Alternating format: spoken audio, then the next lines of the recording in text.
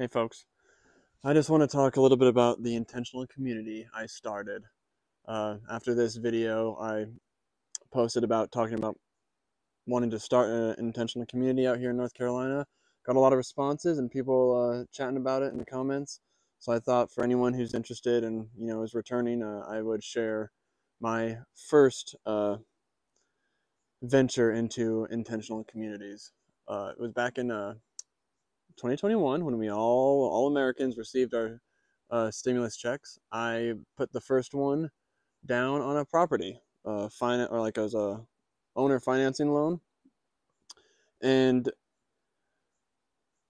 I it was 4.3 acres.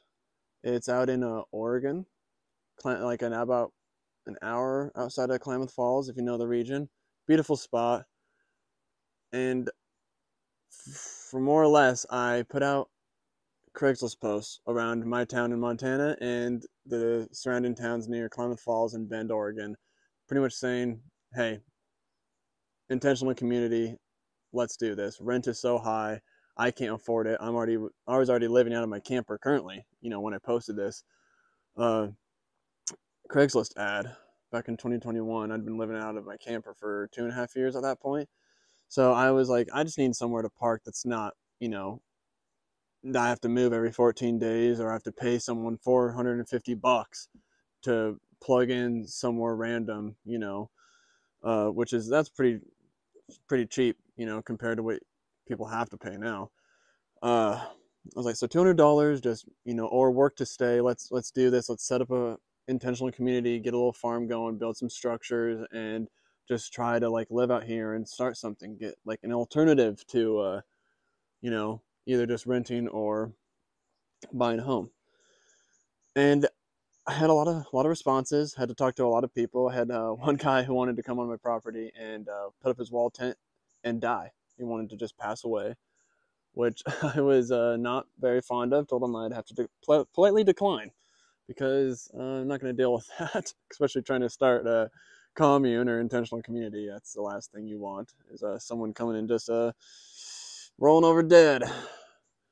No, not the start we wanted. So did a lot of Zoom meets with some folks. We narrowed it down to 6 of us, but then finally it was only 4 people, including myself, who actually got down there with all of our supplies and started this thing. September 14th, 2021, I brought, I had previously camped in April of that year. When I went down there on my own and camped out for, like 5 days, just checked out the town and the surrounding area and camped on the property. And then September, I brought down, borrowed my father's little trailer and brought 250-gallon water buffalo drums, I guess you could say, that I got donated from the local airport. They're just trying to get rid of like 11 of them. So I just took 2 of them off their hands and washed them out and brought them down there, and with some lumber and stuff. And I also, the other stimulus check, I bought $1,400 worth of solar panel equipment and, like the whole setup. And I'm blanking on all like the technical jargon, but the whole solar system, kit and caboodle, the solar panels and everything. And we were gonna go down. We going down there. We're gonna do it, and we had a budget and a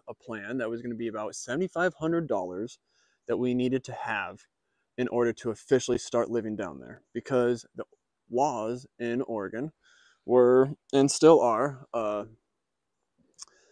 you need to have, let's see, you have to have a septic system, not for your black water, not for poop and pee, but for your gray water, because they don't want any like soaps or chemicals or dyes and shit in like on the land and stuff and getting drained improperly, which I can understand, but that's kind of annoying because I already use eco-friendly soap and stuff that's just good for my body naturally and not shitty chemicals. But they're totally fine with you. You could get a building permit if I guess, you can't, I don't know if you could get a building permit, but you can use an outhouse and just dig it 24 inches deep, shit shit in it for 16 inches up, and then bury that, move your outhouse a few feet over, and keep doing that pretty much indefinitely. That's okay. That was environmentally friendly, apparently, but not having an alternative to a septic system for gray water was not.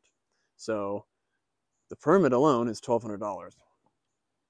And, you know, the people I'm dealing with, they, you know, I'm broke. I was funding this whole thing, and they, you know, definitely were broke. Pretty much just refugees. If they were on the verge of just being homeless, 20-year-olds, before, you know, they came across my Craigslist post. So we were all in the same boat, just trying to find somewhere to live that's not going to charge us an arm and a leg or get the cops called on us to kick us out.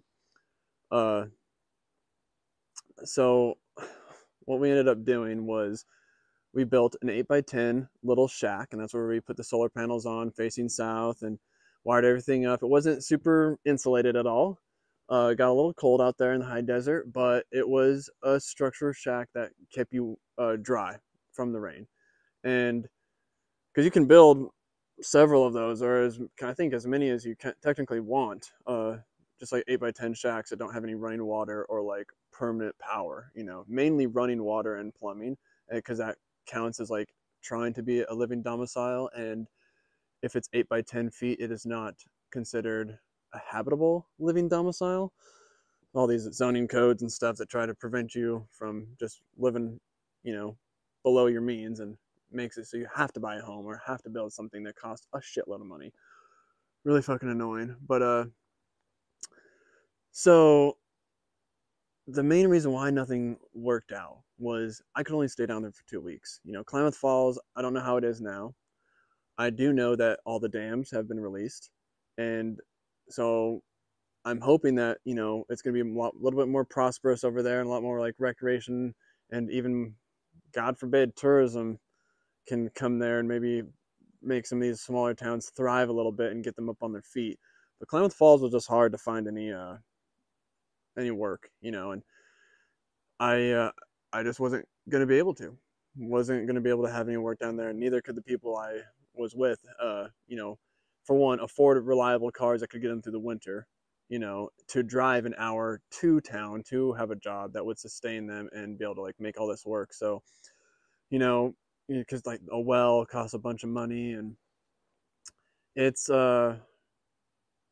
it just it comes down to money, and it comes down to permits and what you can do with them and what you can get away with. And like, yeah, it's only, you can only stay out there 14 days at a time, but you know, you just talk to your neighbors and everything and let them know what you're doing and who you are, and they really don't care if you stay longer. So things can be negotiable, but it is something that just never worked out. And I know I'm in contact with one of the folks that still, don't know. I know the other people on the bus, I don't even know if I mentioned it, but they had a bus. Me and the other guy, we camped in our own tents. People at the bus, they left, and I had my friend, you know, my comrade who was there, who I keep in touch with. They went back down. Man, it's getting really dark. Sorry, I guess, if you care to see the video.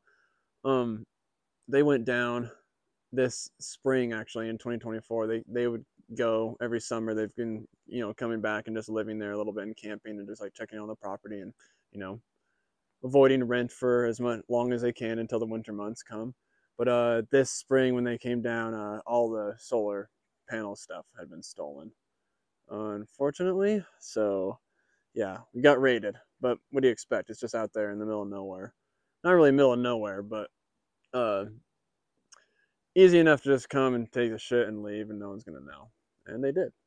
So that was pretty unfortunate. And now I have been contacted with by the owner who I'm financing it through, saying that there are some random squatters on the property who are known.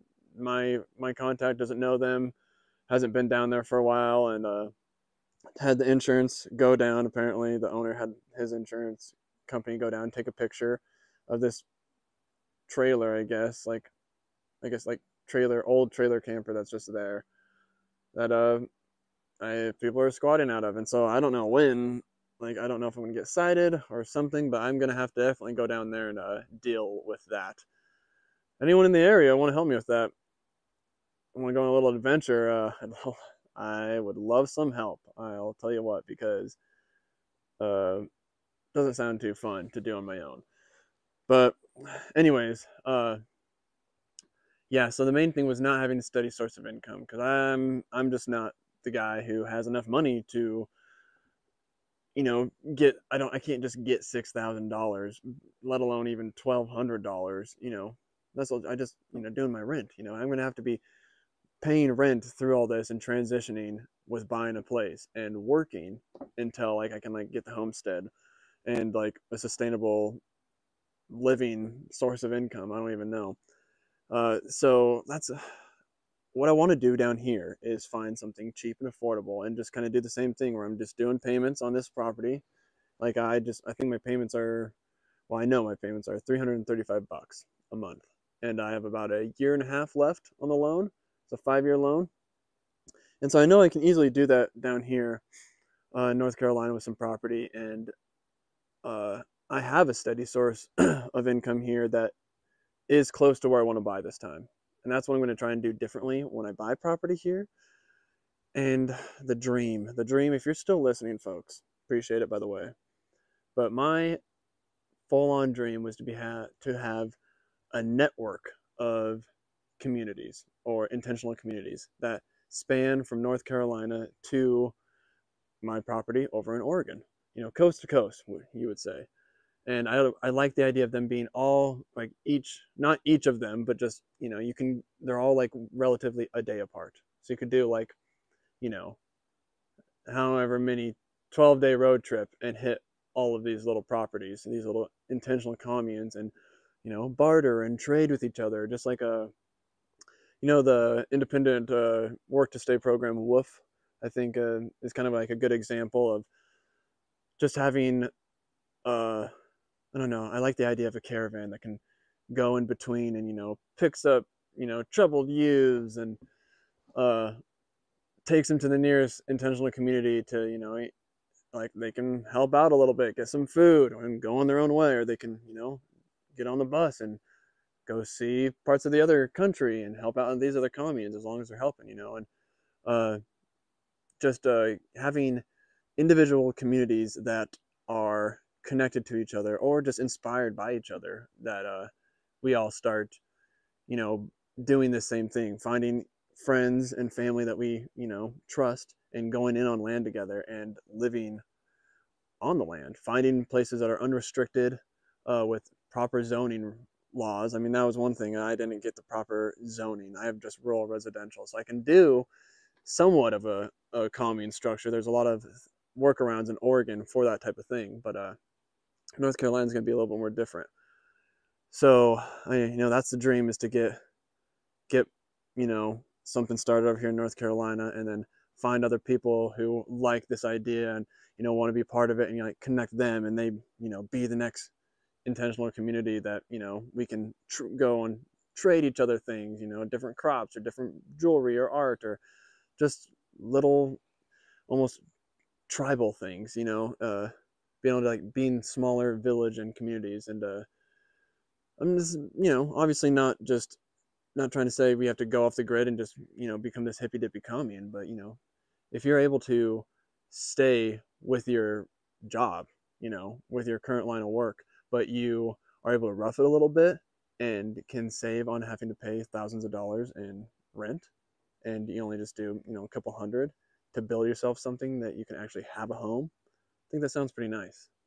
Something that I want to do. But it's getting pretty dark, and I probably should end this. But any more questions you have, if you want to, I'd love to answer anything about the commune or things you just had them that I probably just missed out on this rant and ramble. But really appreciate you guys listening, and if you commented, appreciate you taking the time to comment. Until next time, folks, stay safe out there. Have a good one. Peace.